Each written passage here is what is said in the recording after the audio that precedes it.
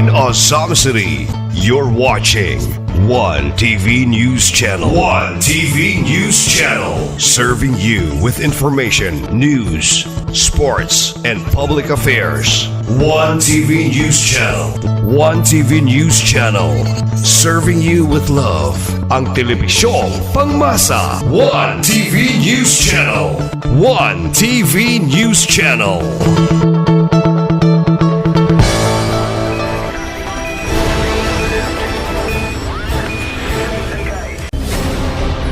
One TV special report.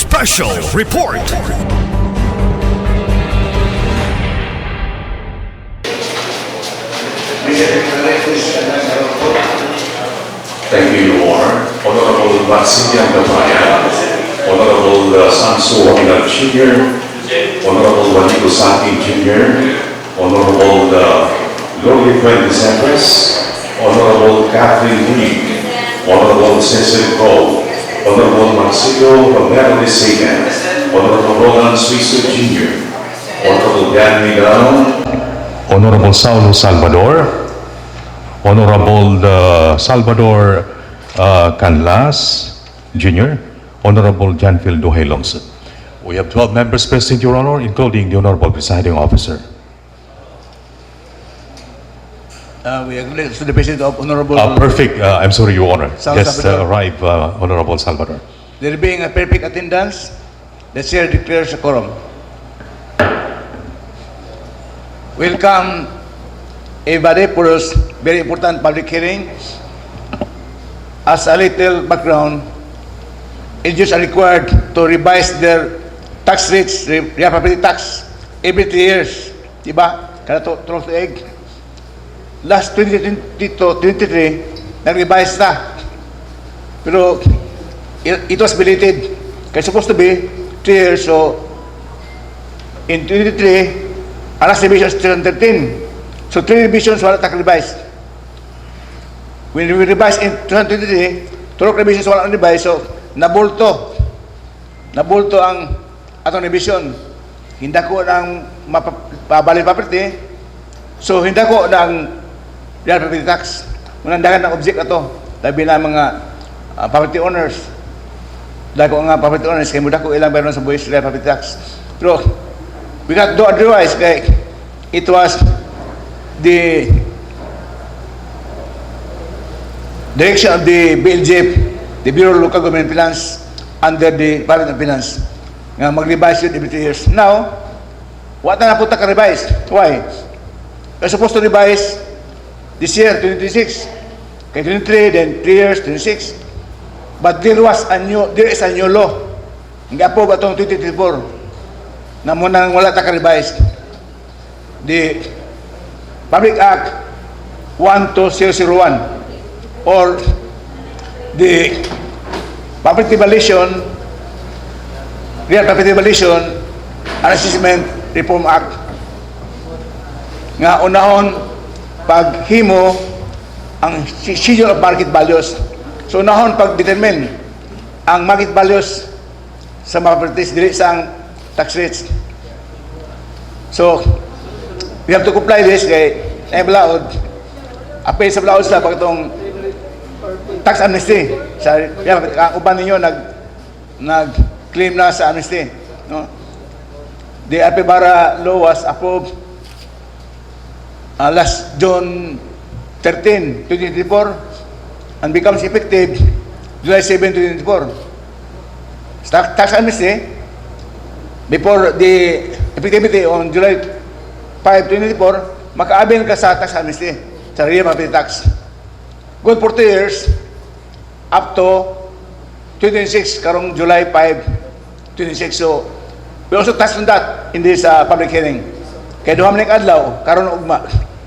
Today we'll try to touch on the overview sa balaod nga bago ang RP Barak or otherwise known as the Real Property Valuation and Assessment Reform Act. So, also we present today, this afternoon, the schedule of market values nga importante kayo. These two items were presented by the Assessor's Office, with the kind advice of our legal department. We have here Attorney Francis Sunita. So before we proceed, may I ask the Secretary to acknowledge our valuable guest this afternoon. Thank you, Your Honor. May I ask humbly, Your Honor, to allow Mama Condi, Kay Condi, to acknowledge all the attending stakeholders. Attorney Francisco Solita, Camilo Ropinta, Honorable Herminiana Perez from Barangay Ginguna, Honorable Leo Pigalan from Barangay Aguada, Benedin Lago, Maria R.J. Christie Manginsay, Armela Imperiales, Engineer Eva Odvina, Honorable Benedicto Rosal from Barangay Triunfo, Honorable Rosalie Kalahat from Barangay Mulikay, Engineer Joan Beltran, Honorable Roberto Linsag from Dimaluna, Honorable Adamson Arubo from Kapukaw P, Honorable Janicia Detalia from Barangay Bacolod, Divinio Lidesma, Vicente Robleto, Primitivo Paelden, Ralph Dagopo, Sir Samuel Cristuta, Nova Rocas, Regan Season, Rowella D, Shirley Mondido, Sir Pershing Tangkito, Sir Bernardo Gation, Sir Felizardo Mavalto, Ma'am Jennifer Aguanta, Sir Novelito Deligdig, Ma'am Roselyn Elizondo, Ma'am Emily Domi, Sir Alton Perez, Sir Silvano Dayondon, Ma'am Janice Maligon, and Ma'am Mikay Grado. That's all, Your Honor. Thank you. So initially, I would like to thank everybody for coming to this very important undertaking today. Actually, this involves the public. Almost all Ozamiz kay property owners man ang involved ani. Tanan mobile or real property tax are involved in this. So we particularly recognize the businessmen na nakaroon, chambers, two chambers, and in sa barangays, we only invite the officers, the members of the board directors, kaya para di na kaya daghan. Then we invite also our DLG officer, Sir Ejir Bidra, and our other stakeholders, the real estate brokers, other who has interest in real properties and in relation to real property taxes. So we shall now start the presentation, the overview of the new law, the Public Act 1201, or the Real Property Tax Valuation and Reform Assessment Act. And after that, we'll present to you the issue of market values. To present the Assessor's Office, our City Assessor, Sir Samuel Cristuta. Sir, proceed, sir, to your presentation. Thank you, Majority Pro Leader. Before continuing the overview of Republic Act 201, we would like to extend our heartfelt gratitude. Microphone, kadungan microphone, hindi kami lumog. I would like to extend our heartfelt gratitude to the pillars of Ozamiz Occidental, the Governor, Honorable Attorney Henry S. Hominal, the Working Governor, the Congressman of the Representative Office, Honorable Ando Hominal, and the Asenso Representative Henry Indy Hominal Jr.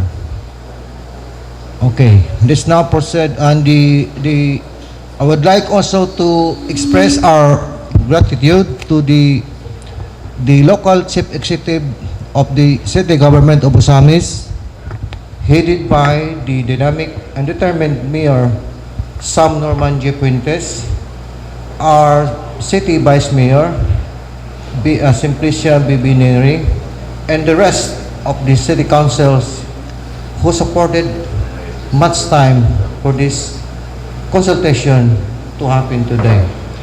Now, what is RP Baralo? Which is called also as the Real Property Valuation and Assessment Reform Act, RP Bara.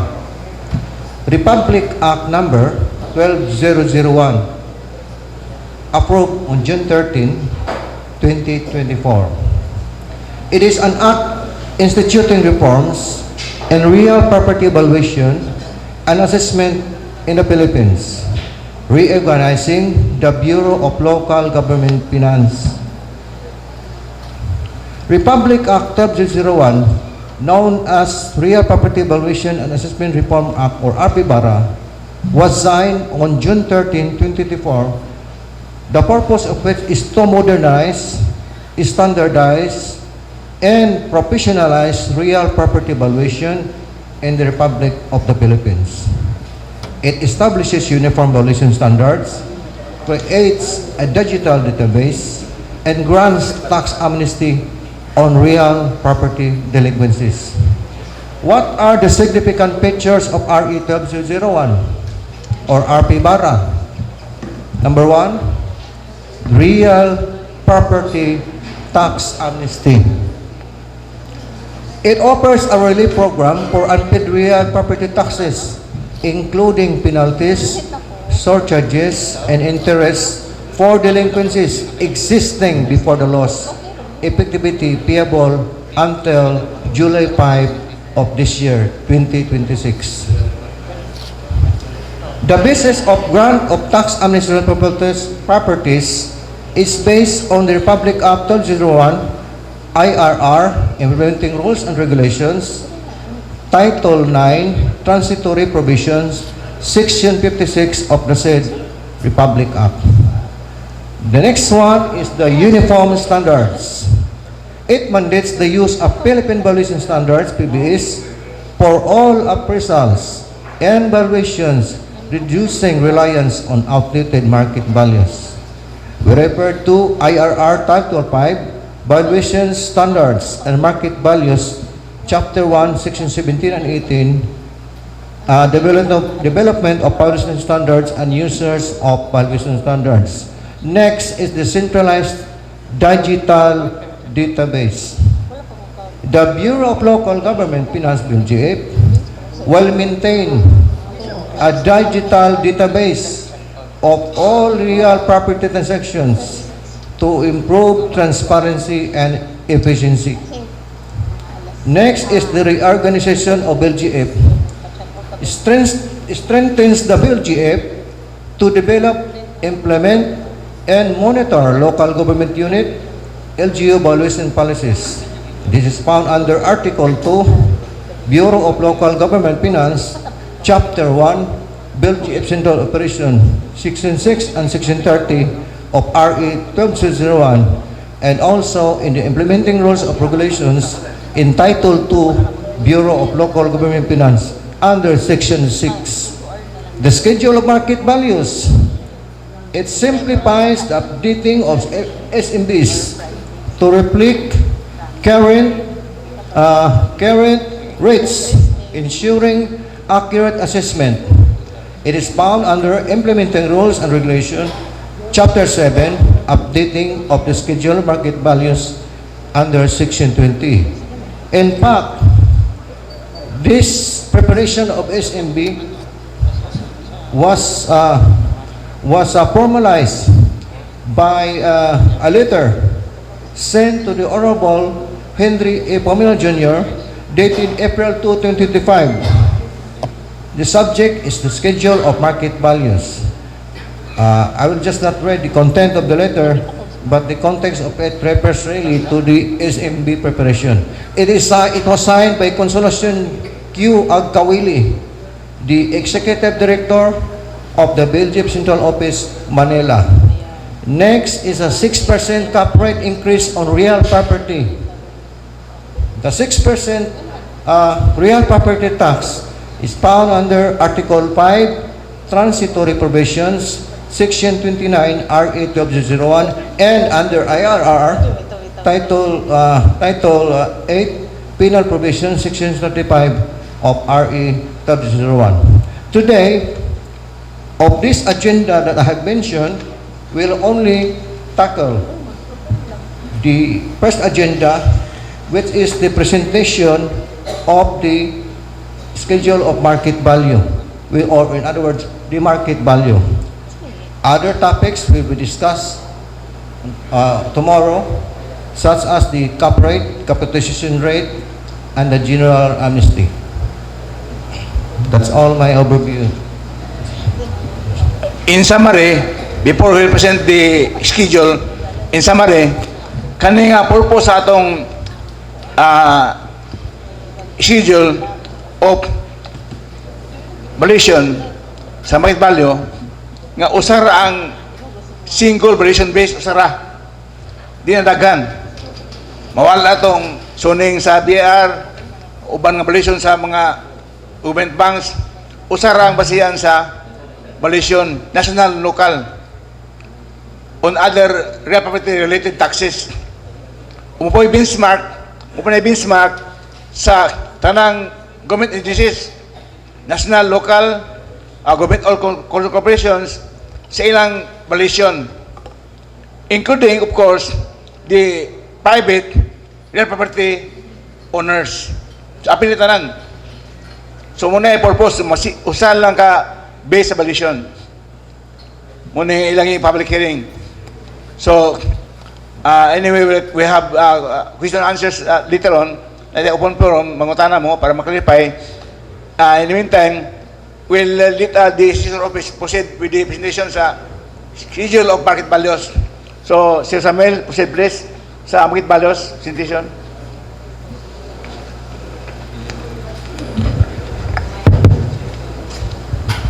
Okay.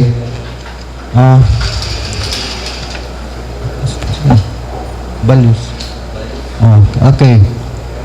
Now, the office of the City Assessor's Office will now present the Ipaduli mo ang microphone sa baba. the proposed schedule market value of different classifications on property in the jurisdictions of the locality government unit of Ozamiz City. This schedule of estimate value, market value, is for the residential, commercial, industrial, agriculture, timberland, and the special. So we'll start at the residential.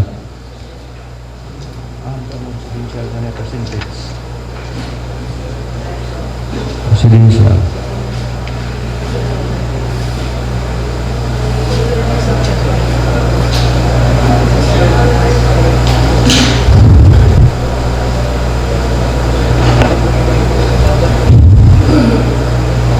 Okay, the first classification of property that we're about to discuss is the residential land, which covers 8 sub-classifications from first, second, third, fourth, up to 8 class.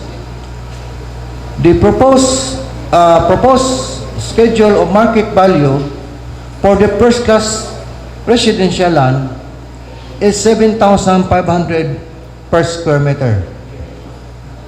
We are showing you how the cascading portray on how or what are the underlying data which pertains to the previous general revision.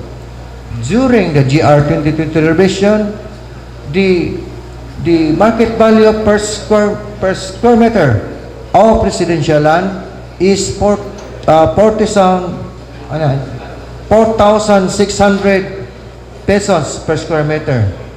There is a difference of 2,900 pesos. Converting out of percentage-wise, there is an increase of 63%. The second class is 4.9. The third class is 3.1. The fourth class is 2.2. The fifth class is 1.4. The sixth class is 900. The seventh class is 600. And the eighth class is 500.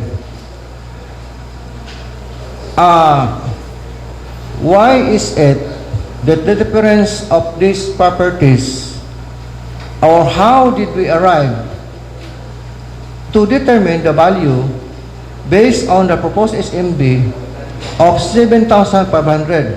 Now, under Upper Barolo, the office of the city assessor has begun the gathering of data since the year 2024.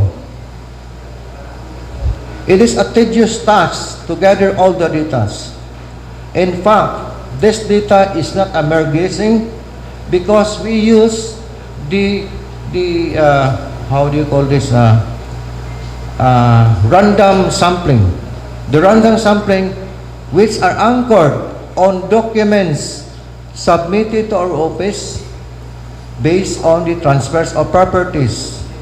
Now, this 7,500 passes all throughout, such as the validation and the value testing. In fact, we fall 3 times under the preliminary review of the regional office.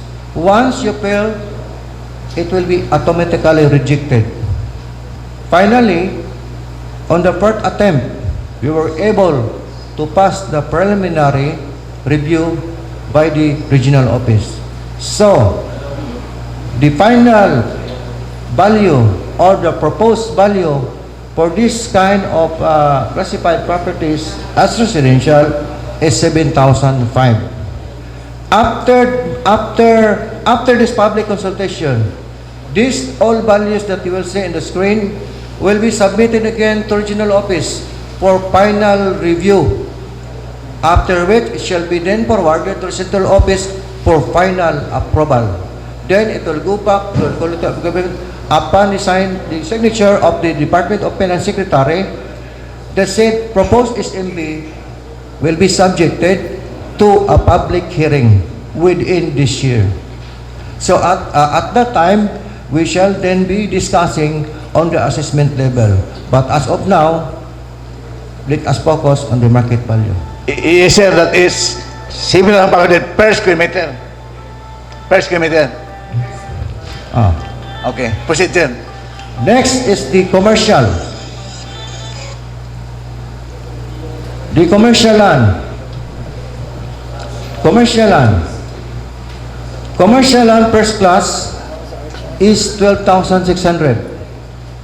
During the GR 2023, the unit value per square meter was only 8,400. And the difference is 4,200 with a percentage difference of 50%. The second class is 10,200. GR 23, 5,800. A difference of 4,500 and an increase of 76%. Third class, 8,300. Fourth class, 6,700. And 4,900 for fifth class. And 3,300 respectively for the sixth class. Next, in the industrial land.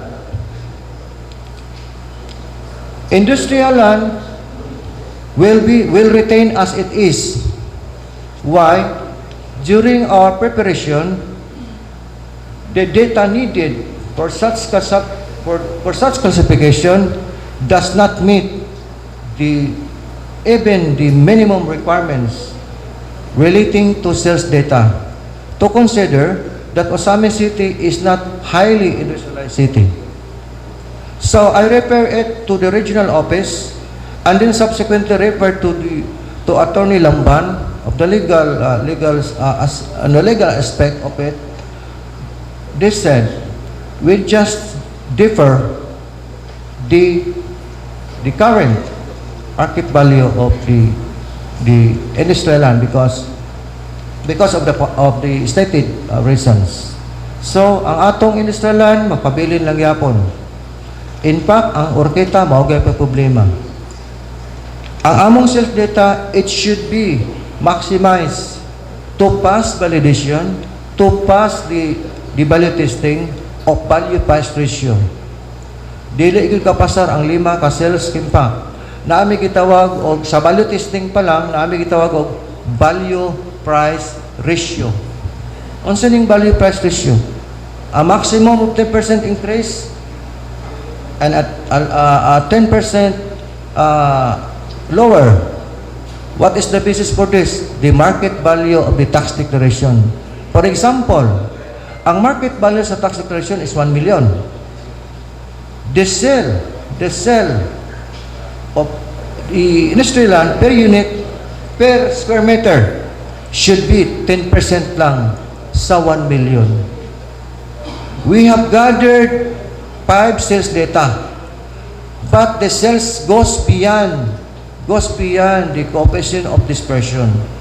So we reject sa region, kaya aside from being deficient in sales, but also it does not conform or adhere with the Arpibara law. So, inana kalisod, mabalo pa papangita, kinanang ang sales 10% lang yun based sa current nga market value or 10% below sa current market value. However, the central office and the regional office takes consideration to several sales lang. Not all the time nga i-consider tanaw nila. Kung maori yun, okay, makaya ra. So, mauni ka ng atong industrial land, wala pa yun ta mag-change sa atong market value. Unless or otherwise, na ay recommendations ang regional office through the central office to adopt resolutions regarding it. As of now, wala pa. Status quo lang muna tayo. Next.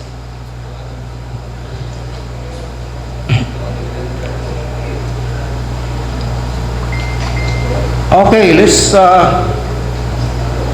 now cover the agricultural land.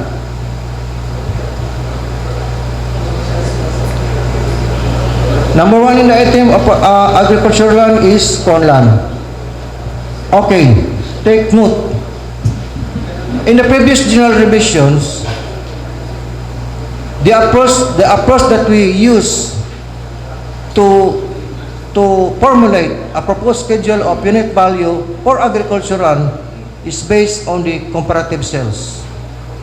But now, under Arpibara law, all sales data are not adaptable to it. Wala na may magamit og sales data. Ang ingon sa regional office at the same time the central office, gamitan na natong income approach. Income approach na ang ipagamit sa tanang mga agricultural, including fish farm. Tanang klase, wala na tong market data. So, the formula or the method of determining the value of corn land is based on income approach, meaning the production cost less the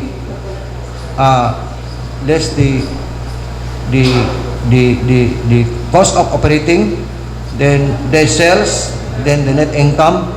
Mo na basis na to arrive the value of the land using the interest rate from the Land Bank of the Philippines as the capitalization rate. So sa PISPAN na po, kining PISPAN,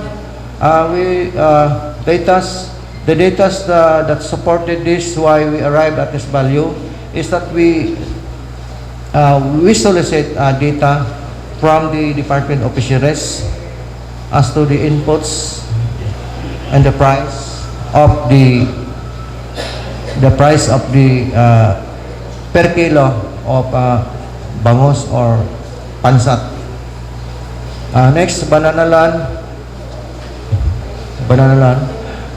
The same with the previous one, banana land is also determined by using the income approach method. And so on and so forth, Minggulan, Kakaulan,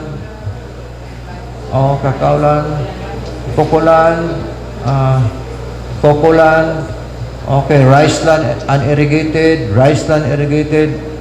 Ang atong ginagamit niya is income approach, dili na sales data.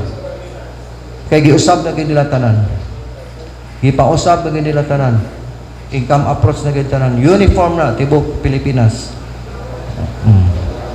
So, dyan po, okay na? Nakita na tanan. Okay, next, katong sa building. Okay. The next one is the proposed building unit value per square meter of improvements such as residential building, commercial buildings, banks, hotels, office and condominiums, apartment motels, pension, boarding house, lodging house, garage, quarters, laundry, guardhouse, accessorious or row houses, hospitals, schools, clinics, and dormitories. How did we arrive at these values? These values are arrived by soliciting the prices of materials from the different supplier, hardware sa Ozamiz City. And we have found out that there are different prices from every hardware. So, to ease the burden of arriving in such a high unit value per square meter floor area, we choose the lower price. Because last time during the 20th revision, we adopt the middle price to give way para dili kay mabugatan ang atong mga manghimo niya mga building sa Ozamiz. Anyway, this value is adaptable only to katubot ang magtukod pagbag-ong building. Mo ni pasabot ani. Kung magtukod kag bagong building, that is called the term for that is improvements or structures. Ang adapon na to nga value kinina. Sa unang revision pareha naman. Galing lang sa una, among gi-present ang pinaka-lowest, ang tunga-tunga, ug ang pinakataas. Pero kini karon gi-adapt na ng mga pinaka-ubos para dili kay mabugatan sa taxation unya ang mga taxpayer kung ma-declared na ang ilang property. Okay? Wala na. Okay na. Okay, we'll show you the comparison, the comparative concept of the proposed schedule of market value from its current general revision in year 23 building unit value per square meter. During the 2023 general revision, as you can see on the screen, there are several types of buildings. 5, 5A, 5B, 4A, 4B, 3A, 3B, 3C, 2A, and 1A. Kanang 5A, muna katong mag-concrete na kayo. As we go down, mga light materials na siya. During the 23 revision, ang atong value per square meter sa floor area sa building, sa type A, katong concrete na tayo, tag 15,900. Sa pagkakaroon sa among proposed SMB, 7,900. So, ako nang gi-asoy ganiha, na among gi-apply ng pinakabarato kay nga materials para dili na kay mataas. Kaya ka among isampak ang highest, dili pa na mao. Dako yun kayo. Ang difference na is 2,000, ang percentage is 13%. The 5B, 13,000 proposed, 880. Under GR 2023 is 12,210. The difference is 1,670 or a percentage of 14%. And so on and so forth. as well as with the apartments, motels, pension, boarding house. And so that's all, Majority Leader. It will be redundant to discuss all of these things because the concept itself is just the same. Thank you, Sir Samuel.